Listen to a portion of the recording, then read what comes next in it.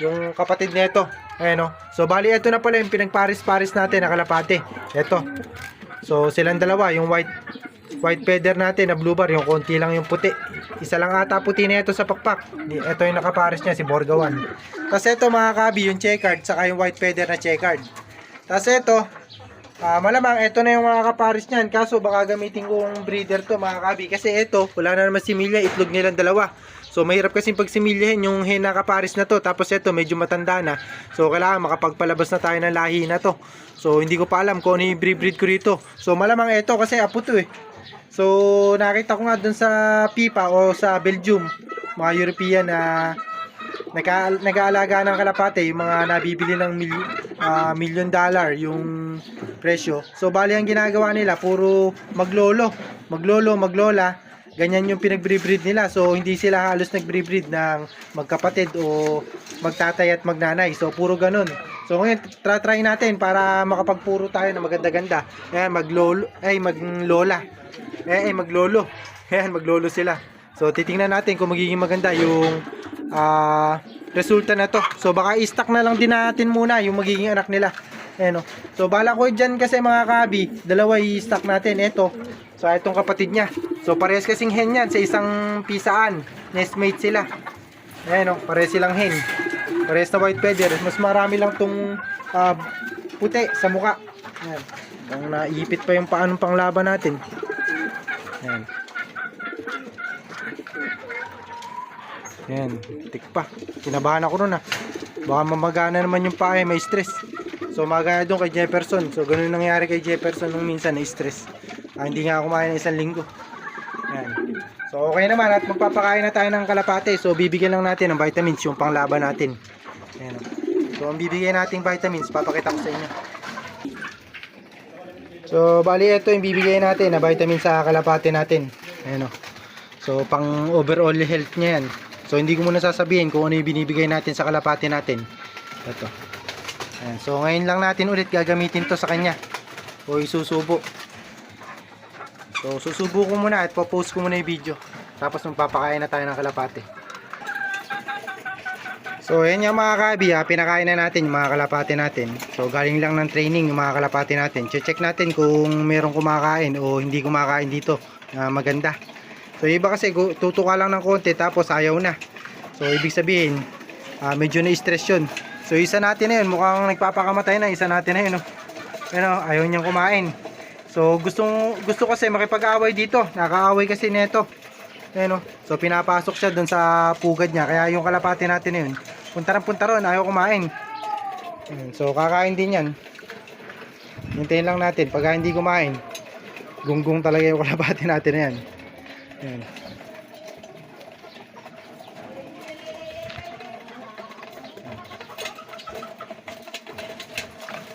So makain naman lahat ng maganda. So bali dadagdagan pa natin tong patukan nila. Bali 2 takal na para sa 8 kalapati yun. So 10 ata tong kalapati natin dito.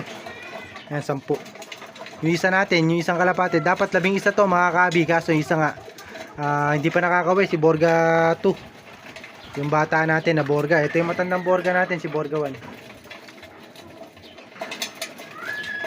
Tapos lilipad pala nito. So ngayon ko lang kasi naabutan to na lumipad ng ganun. Lalo na pagka arrival ng ibon. So maganda pala talaga mag-abang ng kalapate kapag medyo marami kang inaabangan. Kaso nga na -1 na agad tayo. So sayang. Ayan o. So ganyan talaga pag mga barako mga kabi. Kaya bala ko rito mga kabi, isang beses na lang tayo magpapakain sa isang araw. So bali ang gagawin ko rito, i-stackan ko na lang ng pagkain. Kaso yung sarado yung patukaan. Hindi yung katulad na to So natatapakan nila. So in case na merong sakit yung isang kalapate mga kabi, at natapakan niya ng natapakan yung pagkain, mahahawa pati yung iba. Kaya ang gagawin natin mga kabi, naghahanap ako ng patukaan na kahoy. So kahoy kasi mas gusto ko na patukaan kaysa dito sa bakal kasi malamig to. So mas maganda kapag kakahoy, mapapanatili nga na dry yung pagkain nila. Kapag ganito kasi mga kabi, yung mga bakal, nagmo-moist yan. So nababasa yung pagkain, masisira. Kaya mas maganda kapag kakahoy talaga yung patukaan niya. Lalo na kapag ganito na nga na 1 day feeding na lang yung gagawin natin. Mas madali pa yun mga kabi. kesa sa 2 beses na patuka, masyadong matrabaho. So hahanap lang tayo ng patuka na merong cover, kumbaga parang may bubong. So nakita nyo naman yun, yung kadalasan na ginagamit ng mga panship na patukan, ganun din, hahanap din tayo ng ganun. So mas maganda lang to kung talaga nag-aalaga kayo ng kalapate, mas maganda yung ganitong patukaan, kasi makikita nyo yung mga kalapate nyo kumaganang kumain. Kasi yung iba rito mga kabi, kahit tuka ng tuka, hindi na pala makatuka, nung pala may sakit na. So yun yung iniiwasan natin mga kabi. Kaya ang ginagawa natin dito, mas gusto natin na nakikita. Pero pagka ganito na kulang kayo sa oras sa pag-aalaga ng kalapate, mas maganda kapag ka naka-cover. So bibigyan pa natin ng isang takal. So ayan nga mga kabi, binigyan natin ulit na isang takal pa yung mga kalapate natin. So okay naman dito mga kabi, kapag ganito kasi na binabantayan nyo, nakikita nyo kung sino yung talagang maganang kumain, saka yung walang sakit o yung may sakit, nakikita nyo rin. Ayan. So katulad nun, mukhang may tama isa natin na yun, ayaw kumain talaga. Ayan, ayos ng balahibo. Pero sa ganito mga kabi, normal lang to kapag ka namamaris. Ayan, so mukhang gusto niya naman na kumain, kaso siguro nakikita niya yung kagalit niya. Ayan, kasi dala mo yung kagalit niya dyan, bali 3. Ayan, so yung white feather natin na to, na checkered, yun, saka yun.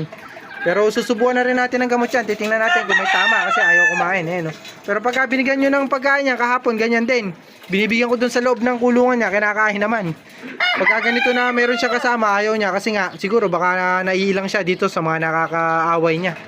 Ayan, so kawawa naman yung kalapati natin kapag ganyan na hindi nakakain na maganda.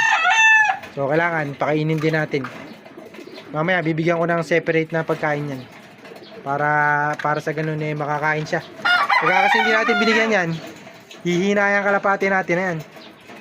So katulad yan, nagtre-training pa naman tayo ng kalapati, inihagis natin, marami nakakasalamuhan na hindi natin alam, baka may sakit.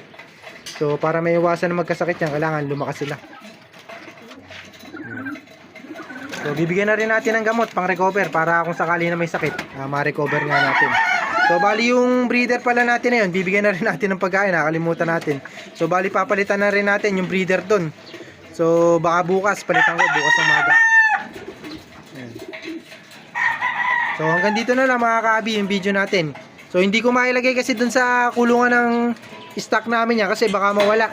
Ayan, so 6 overall champion kasi to mga kaabi. Mahirap pagka nawala, kasi wala naman tayong makikita dyan kung sino kukuha. Isa kasi natin na kalapate, walang singsing. Pagka kinuha, hindi na natin matre-trace. Ito kasi, kahit na makakaya natin i-trace to, hindi na rin natin matre-trace to pagka napag-intresan. Kaya hindi ko nilalagay doon sa malaking kulungan. Diyan na lang siguro muna yan. Ayan. So hanggang dito na lang mga kabi. At bukas na lang. Happy flying sa inyo. God bless.